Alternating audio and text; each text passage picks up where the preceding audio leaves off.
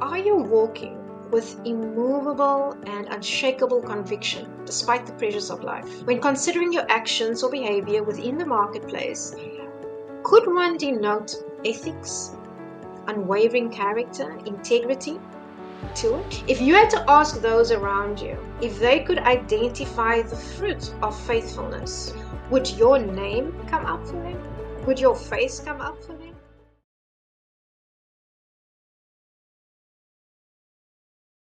Hello and welcome back to my channel. If you are new here, a very warm welcome to you.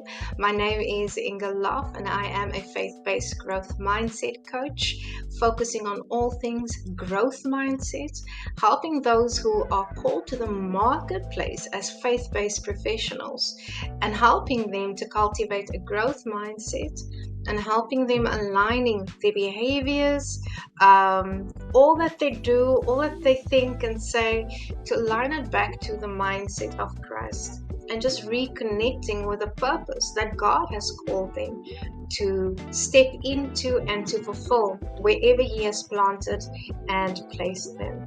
Now, my tagline of the coaching practice is always seek purpose-driven change. And I do believe that as faith-based professionals, there needs to be purpose in what we do. There needs to be a boldness in what we do, because we are ordered, our steps are ordered in terms of where God directs us.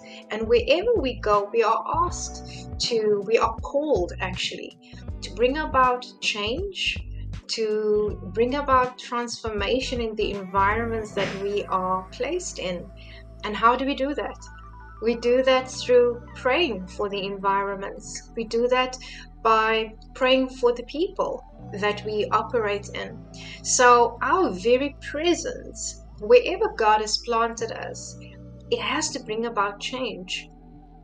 Whether that change is a good change versus a bad change all depends on how closely we are walking in alignment with what God has called us. Hence the fruit of the Spirit in the Marketplace series. So I hope that you have been following the videos and the coaching nuggets that I have uploaded here on YouTube, linked to the fruit of the Spirit in the Marketplace. I do again invite you to connect with me on the other platforms. If you like long form written content, LinkedIn would be the place where you could find me. I'm also on Instagram. I have recently created a WhatsApp channel. So please connect with me on all the different platforms. If you have not got a pen or a piece of paper to write all of that down, please do not despair, because I have made sure to include all of my details in the description box. So make a point of checking all of that out and connect. I do invite you also to comment on these videos. I do believe that we as faith-based professionals to find it challenging at times to reconcile our faith walk and what's expected of us in a professional or corporate space setting, or even as an entrepreneur, right? If you are a business owner, sometimes we do think that these two ways of living, of thinking, of operating are separate, but in actual fact, in actuality, it's one and the same thing. When we are called into a life of following Christ, we are made new. We have been clothed in a new nature created to be like God. So it's not a and or situation, but it's who we are now. So how we conduct ourselves, how we are operating in these environments, should then reflect almost a code of conduct that is aligned to biblical principles. Now I've done a video where I've spoken about just in general the fruit of the marketplace, what it looks like, what it would typically show up as within the marketplace. And when I say marketplace, again, I want you to hear business, corporate, government, wherever it is outside of the traditional realm of church. So, I mean, God is amazing. He's multidimensional. And so He is not just focused on the church itself, but he makes a point of sending his children out into the field, right? To be laborers in the field, and that includes the marketplace. So the first video I touched on was just more of a general introduction to the series. And so in this video, I'm going to narrow down the focus to faithfulness as the first fruit of the Spirit in the marketplace. Now, when we consider faithfulness, faithfulness is, I would say, linked to the word faith. And faith comes from the Greek word pistis. I do hope that I did not butcher that pronunciation. But moving on swiftly. So when we look at the definition of faithfulness or faithful, it does imply an unswerving adherence to a person or a thing, or to the oath or a promise by which a tie was contracted. Now, when we dig deeper into the meaning of this word faithfulness, there are a few synonyms or words with the same meaning that we can ascribe to faithfulness. So the one would be loyal, which implies a firm resistance to any temptation to desert or betray. Constant stresses continuing firmness of emotional attachment without necessarily implying strict obedience to promises or vows. Then there is staunch. This suggests a fortitude and a resolution in adherence and imperviousness to influences that would weaken it. There's also the word steadfast. This implies a steady and unwavering course in love, allegiance, or conviction. And then lastly, the word resolute. And this implies a firm determination to adhere to a course or purpose. Now, the best and the strongest example of faithfulness, if we think about historical accounts, people in scripture, in the Bible, the name that comes up for me, and I'm pretty sure for most of you, would be Abram. He is known, or we know him as the father of faith. Someone who purely on faith just up and left all that he knew, took him and his family. They moved to a foreign country purely by the instruction of God to move. No clues as to where he would go, or why he should go, or what to expect when he gets to his destination. If we talk about the definition of faith, I think that's a beautiful way of giving you a picture or a view of how to walk by faith. So I do believe that faithfulness and faith is quite foundational if we think about as a whole the 9 fruit of the Spirit.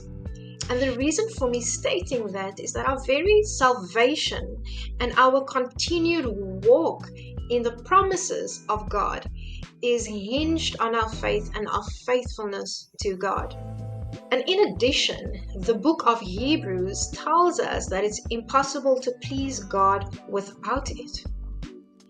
And added to the cultivation of faithfulness and faith as a fruit of the Spirit, there's also a promise that's attached to it. As Hebrews 11:6 states, that God will reward all of those who diligently seek Him. And we can only seek Him if we believe that He exists and that He actually fulfills what He promises. And that takes faith and exhibiting the behavior of faithfulness. So aside from Abram that I've mentioned earlier, there are also other examples of individuals who we can say have led exemplary lives within the historical accounts of the Bible, of Scripture. They live their lives by having unwavering faith in God, trusting in Him in the most difficult circumstances. And God rewarded them handsomely and also imputed to them His righteousness because of it. Now this phrase, imputing God's righteousness to people, It means that He does not hold our wrongdoings over us. But here's the caveat. We can only walk in a state of righteousness, His righteousness, because we live lives in obedience and faithfulness to God. Also, it means that we live repentant lives before Him, because the righteousness that we are walking in is the righteousness of Christ. And part of that faith is then when we step into a life of salvation. In addition, it means that those covered by His righteousness are also protected from the onslaught of the enemy. And they also have favor with those around them. So when I bring this back to the marketplace, we may be called to environments, businesses, wherever it may be, where we are amongst people that are not like-minded in faith, not like-minded in our beliefs and our values. However, because we walk in full obedience to God, we have His covering, protecting us, giving us favor with those that we interact with, that we engage with. If we dig a bit deeper into the root word linked to faith and faithfulness, we will see that it links to the word persuade or being persuaded. In other words, induced to believe, and this belief then leads to listening or an openness to listen and to hear, and that then leads to the willingness to obey, to be obedient to yield, to comply with. This denotes a sense of partnership, especially a partnership underpinned by trust and confidence, meaning that when we are operating in the fruit of faithfulness, we are walking in a close relationship and partnership with God, where He does things and we do things, where He subdues the enemy. And let's use the example of the nation of Israel in the Old Testament. God was very active, very present, and He subdued the enemy nations of the Israelite people. And then He commanded Israel to go in and clear out and take over the territory. So there was that very specific battle strategy between God and the nation of Israel. And this, I do believe, is a very powerful picture of what faithfulness looks like in action if we can grab hold of it. Therefore, an expression of faithfulness or faith is having a conviction of truth, of anything, a strong belief in something. This can be exhibited as having unwavering belief in what God has promised, and that what He has promised will indeed come to pass. So when we have this level of belief and conviction, there's a few things that make us stand out as faith-based professionals. Namely, we walk differently, we talk differently, we exhibit a level of boldness that nobody can really put a finger on or define, or even understand where it comes from. When most people would buckle under pressure around us, those of us who are called as faith-based professionals, as ambassadors of Christ in the marketplace, we are the ones who typically would stand strong and firm. And this could look differently for different people. It all depends on where we are in our walk of faith. But I can promise you, the more diligently we walk in our faith, the stronger our belief and trust is in who God is and His promises. We will walk more boldly, and we will be the ones who typically wouldn't buckle under pressure just because it's the popular thing to do. So when we think of faith-based professionals in the marketplace, their behavior, the actions that they exhibit, are typically underpinned by strong ethics, strong character, a strong sense of integrity. So, in spite of any repercussions that might come their way, they walk boldly in the path of what is truth, what is fair, and what is just, because they walk completely in accordance and obedience to the statutes of God. So they know that whatever backlash might come their way, the God they serve will protect them and make a way for them to overcome. Now, what we have to keep in mind is that how God will deliver us may look differently for different people. Because we must never forget that there's a purpose for everything, a divine purpose and a prophetic timeline. And when I say prophetic timeline and purpose, it is all linked to God's purpose, God's prophetic timeline. So when we walk in faith, when we operate in faith, and when we go out on assignment to what God has called us, we must always remember that it is in submission and in obedience to His purpose, His timeline. So the way God may deliver us and rescue us from tight or difficult situations may not always look the way that we think it may look. Because remember, we're human, so we would be tempted to look at situations or hope for an outcome from a human perspective. But God works differently, as I've mentioned. So what we are expected to do is walk in obedience to God, in faithfulness, in spite of what we believe, in spite of what we think the outcome is going to look like. So let me mention a few more examples. If we think about the Israelites being pursued by Pharaoh when they escaped from Egypt, when they got to the Red Sea, the way God delivered them from that tight spot was in no way near any shape or form of what they could imagine or dreamed how God would deliver them from that situation, right? Another example is Daniel in the lion's den. Or what about the 3 Hebrew boys in the fiery furnace? And let's not forget about Queen Esther saving an entire populace, an entire nation from complete extinction. These are just a few examples of where people were faithful no matter what it looked like, no matter what their natural environment looked like. Because they could not have imagined that if they stepped out in faith, how God would meet them in that or on that road that they were walking in full obedience.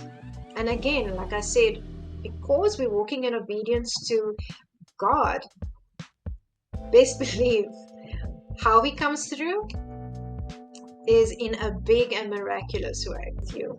As I close of this video, I would like to share a few scriptures with you, and I do hope, and it is my prayer, that as you keep these scriptures in mind, as you meditate on them, allow them to build trust within you, to build faith within you, faith in God, that He is the one who is in control in every area and every sphere of life that you can even possibly imagine or think of. He is in control. The first scripture is Numbers 23 verse 20.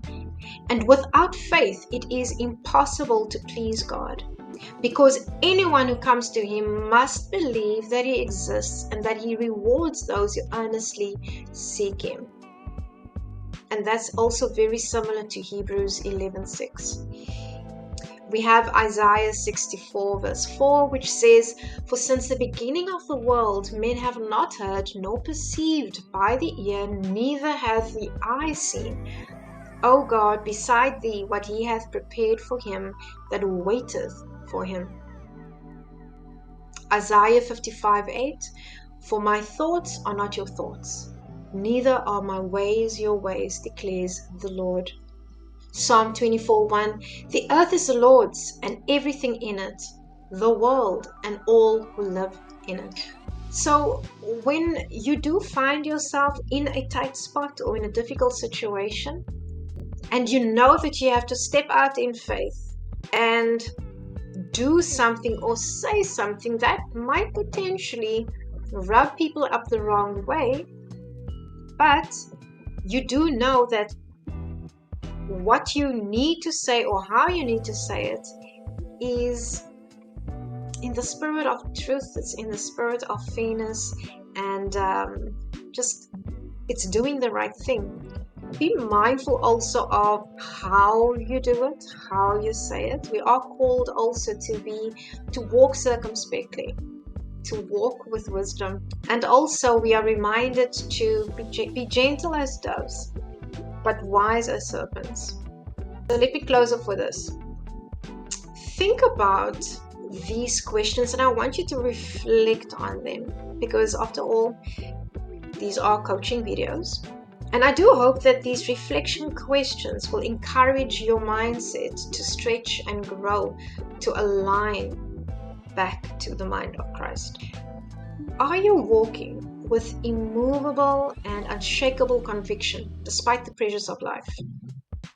When considering your actions or behavior within the marketplace, could one denote ethics, unwavering character, integrity to it?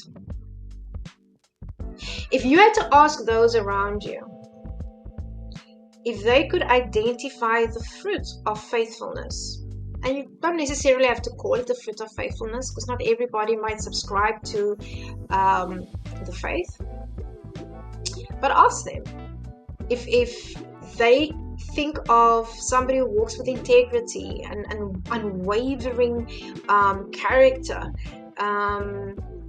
the one who is out there standing up for what's right and what's just and what's fair, would your name come up for them? Would your face come up for them? As you reflect on these questions, and you do pick up that there might be some areas where some cultivating is required, I would like to encourage you to see around in your environment if there is indeed somebody that exhibits the fruit of faithfulness. See if you can partner up with that individual, whether it's through a mentorship relationship or just somebody that you can interact with. Share notes on how they have overcome certain situations that led them to cultivate the fruits of faithfulness in their lives. And also, do not shy away from doing what is right or standing in the camp of unpopularity because of your fear of alienation. Because you, dear faith-based professional, have been called to affect change and transformation where God has planted you, not to blend in. We are called to be salt and light. I hope this video on the fruit of the Spirit in the marketplace, specifically faithfulness, will inspire you to go out and seek opportunities to cultivate it. It might not be easy, it might not be a walk in the park, but I promise you the outcome after that season of testing and trial will lead to sweet fruit, and those around you will benefit from you operating in the fruit of faithfulness. Thank you once again for watching. Connect, subscribe to this channel, make sure that you have the notification bell activated so that you don't miss out on any future videos being uploaded. God bless. Be inspired to continue creating impact that matters and to seek purpose-driven change.